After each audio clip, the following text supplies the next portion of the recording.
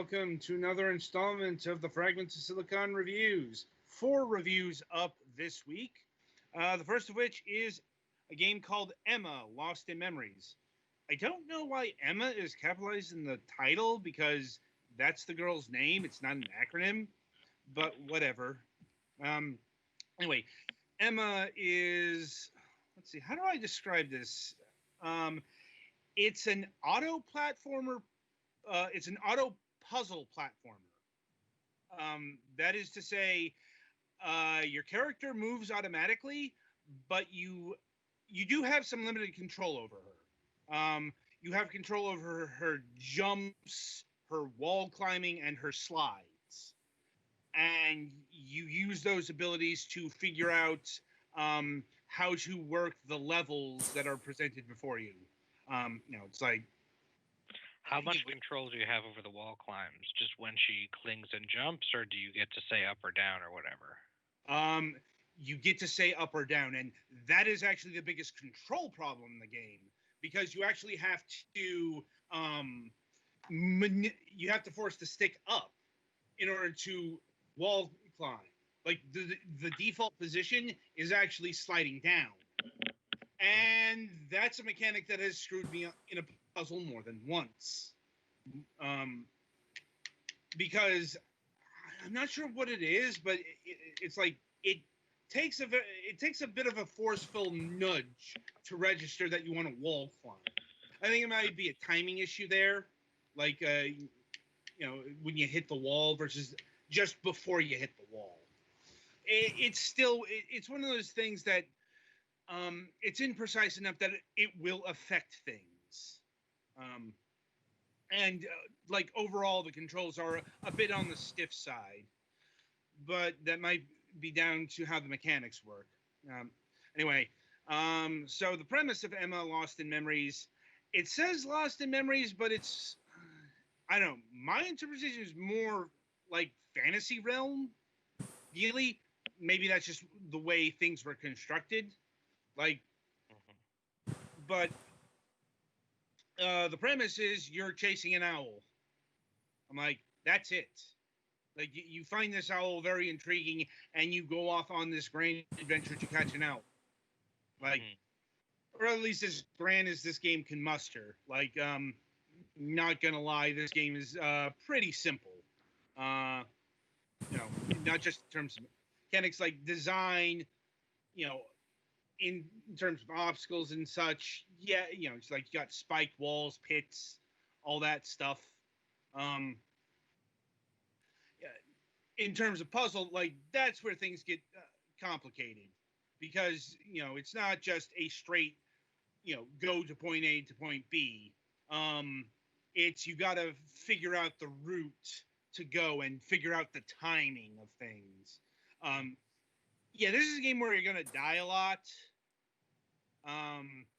It's really predicated on trial and error gameplay, like figuring out where, and to layer on it, there's also the almost obligatory collectible in each level, which obviously requires some extra figuring out.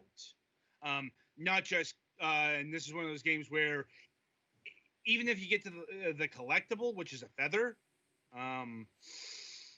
you have to get it to the end of the level. Oh, it's one of those. Yeah. I'm like, So what I'm overall hearing is that this game, on a scale of 1 to 7, I would say it's wanting to be Celeste is somewhere around a 7, and the remaining 3 is just that it's an auto runner. More or less. Like, although mentioning in the same breath as Celeste is maybe a bit sacrilegious. I'm not talking about quality. I'm just talking about like game mechanics and stuff. Yeah, I get what you're saying, but it's like it's Celeste if it was demade down to a mobile title. Like that's what this felt like, even though this is not actually a mobile game as far as I can tell. At least there was no mobile version. There's a Switch version, but that's not the same thing. Like, this game feels like it was, it's got the mechanics of a touchscreen game. but it isn't. That's how simple it is. As far as execution, like I said, the problems are more in its actual stiffness than anything else. Like, uh, I think its strongest aspect is its visuals and music. It's like it's got a really good art style. Um, Even if it does get a bit biomey in the beginning, though, it's like it gets a bit more, it gets more creative as it goes along. Like you can see in the like one of the screenshots, it's got a shadow world, which isn't as played out, but yeah, it's like, none of the environments are going to get any originality awards, but that's beside the point. Game looks good, sounds pretty good as well. Very haunting, otherworldly medleys as you would expect. But, yeah, it's like Well, it there. looks like this game is on mobile because the end of the trailer just had Google Play and iTunes Okay, so badges on it. once again, that doesn't surprise me. Like, I wouldn't be surprised if this was actually a mobile title first, but it's like it just it feels like a mobile title, though it doesn't have like the really telltale signs that this was ported from mobile. It's like ridiculously huge UI, the stars, swipe, mechanics that were very obviously swipe mechanics, that sort of deal. We encounter them pretty frequently, but it's like this is definitely gameplay that works well, in a mobile space. Like, you know, I didn't put that much time into it because honestly, the gameplay wasn't that wasn't compelling enough to play for a half an hour the whole way through. You know, this is very much a title where you probably spend about 5 minutes on a level, then put it away, and then go about your day. That kind of game. And the game is pretty short on its own. It's only got about 50 levels, 10 levels per 5 worlds. Um, at least the main campaign. It does have a secondary campaign when you beat it called the Memory Chest. Didn't unlock that, so I don't exactly know what the levels in there compose of. But like overall as a game on its own, it's slightly above average. It's like nothing's particularly wrong outside of the issues I've mentioned. It's just not all that compelling out for long stretches either. Like I I suppose the biggest problem towards an actual recommendation is its pricing. At least like the PC version. This is clocking in at $12. I have no idea why it's priced at $12 because this is not a $12 game.